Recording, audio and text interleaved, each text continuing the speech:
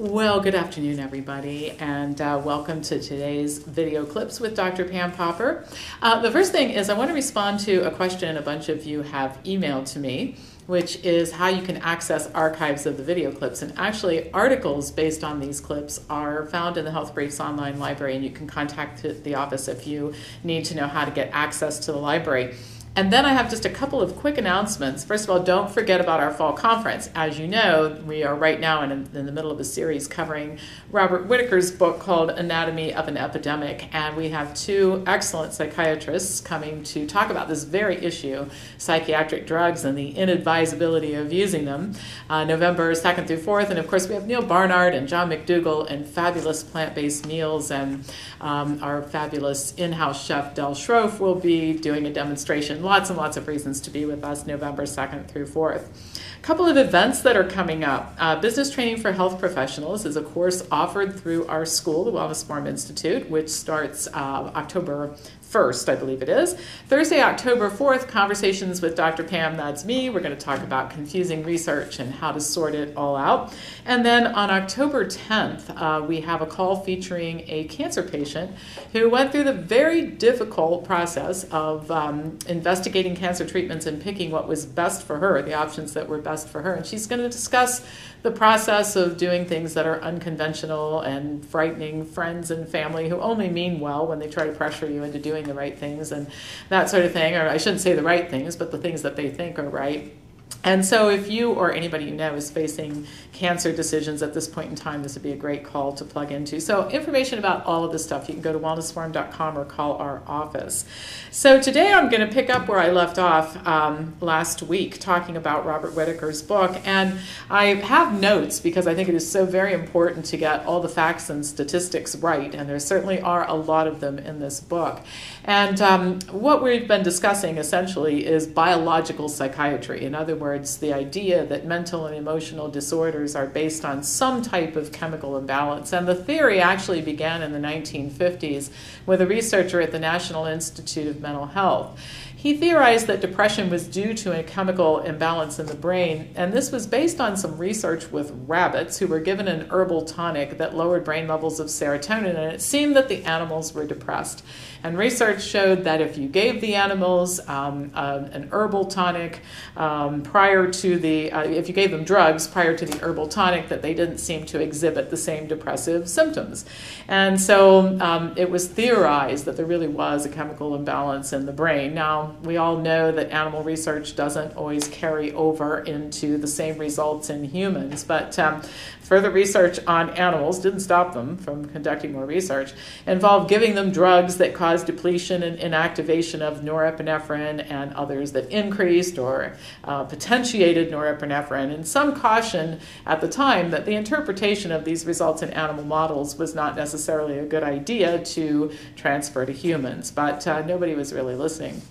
So in addition to the serotonin theory, the dopamine theory developed. Amphetamines were known to elevate dopamine activity in the brain and produce hallucinations and paranoid delusions. And neuroepileptics could potentially lower dopamine activity and bring the brain levels into balance. And so this was thought to be a great idea for schizophrenics. It didn't turn out to be that way, but again, this didn't stop the profession from pressing on. And in fact, the medical profession claims success. Schizophrenics could take drugs and remain in the community, and people suffering from depression could get relief for their symptoms with a prescription. And this is a little known fact, but in 1967, a third of all Americans filled a prescription for a psychoactive drug. Psychiatry had found the magic bullet it was looking for, and a lot of this was all driven by psychiatrists wanting to be real doctors, and God knows real doctors observe symptoms and prescribe drugs, so that was what fueled a lot of this kind of thing.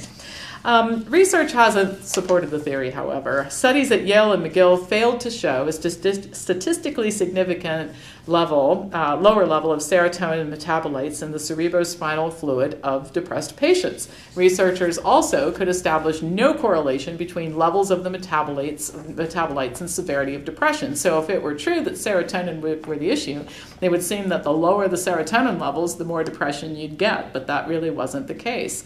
And a review of studies that supposedly showed that giving patients drugs that reduce serotonin did not actually induce depression in those patients. So the rabbit models and the animal models just really weren't very predictive of human behavior.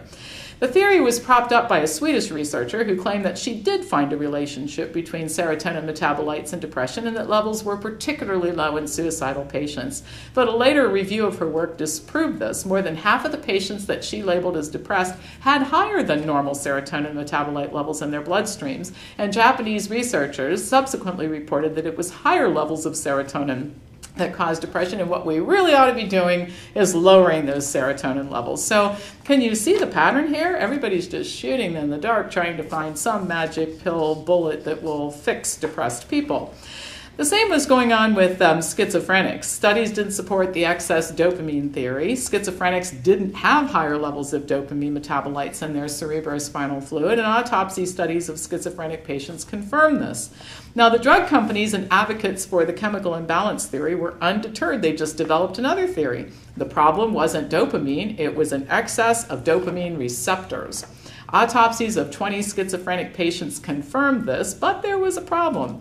It was due to the medication. Studies on animals proved this to be true. When rats were given neuroleptic drugs, the number of dopamine receptors increased, and autopsies of schizophrenic humans showed that those who took drugs had more receptors than those who had than those who did not take drugs.